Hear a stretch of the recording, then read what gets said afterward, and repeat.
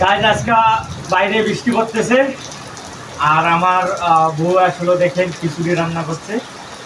খিচুড়ির সাথে আসলে এই যে মুরগির মাংস আর আরও সব কিছু আয়োজন আছে। অনেক সুন্দর একটা আয়োজন করছে আমার বউ।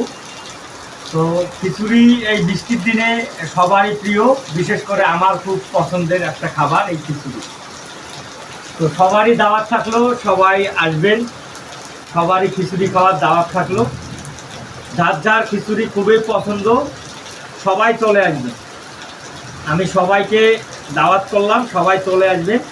আমার বউর হাতের খিচুড়ি ও খুব সুন্দর রান্না করতে পারে। তো আমি একটু খিচুড়ি খেয়ে দেখি যে আসলে কী রকম রান্না করছে।